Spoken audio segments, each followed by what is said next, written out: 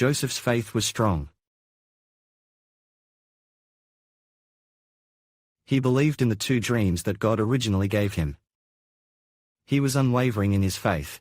And later they indeed came true. Truly, he became prime minister.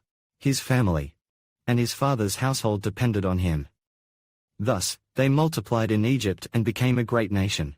So even in his old age, Joseph still held firm faith in one thing. Come, let's read from Hebrews, which says that in his old age, Joseph, when he was about to die, made a final request, clearly demonstrating his faith. Later, his faith was fulfilled. Let's read a bit. At the time of his death, Joseph, in his strong faith, mentioned that the Israelites would leave Egypt, and that his remains were to be preserved. Because of his faith, Joseph understood that the Israelites would soon leave Egypt. By then, he was already very old. Joseph lived to be 110 years old. When he was about to die, he required the Israelites to swear that when they eventually left Egypt, they must bring out Joseph's bones from Egypt. Therefore, after Joseph died, he was not buried. Instead, his bones and his body were kept in his coffin and remained in Egypt. In other words, his coffin was never laid in the ground. It stayed there until when? Perhaps roughly around 200 years. About 200 years, indeed. Some 200 years or so. This coffin was eventually taken out of Egypt, brought out from Egypt, and finally brought to the land of Canaan, where it was buried on a plot in the hill country of Ephraim. That piece of land is the territory that the Israelites would later conquer. Then it became the inheritance for one of Joseph's tribes. Specifically, for the Ephraim tribe. Brothers and sisters, consider this.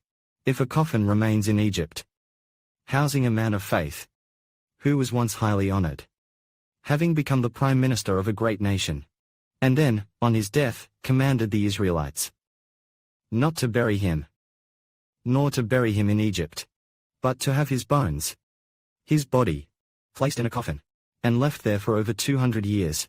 Brothers and sisters, consider this. As long as his coffin remained there, we are reminded of just how faithful he was.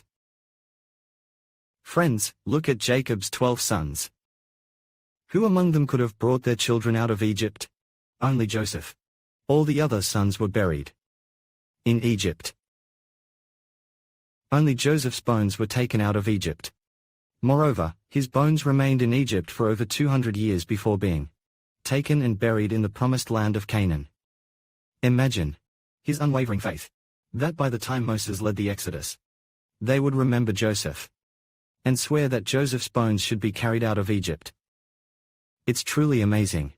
These people, moved by such profound conviction, could still say that my future inheritance, where I will be buried, is in Canaan, and that my descendants will flourish there.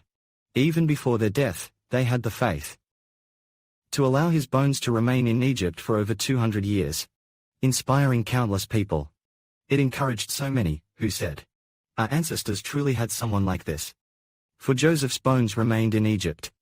Why did they remain?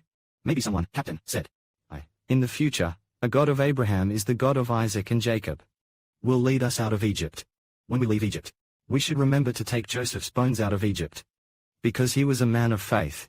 He was once the vizier of Egypt, a great nation. So his story might have been told in that era. Often, those with faith have especially fascinating stories, bringing glory naturally to the Lord. Amen.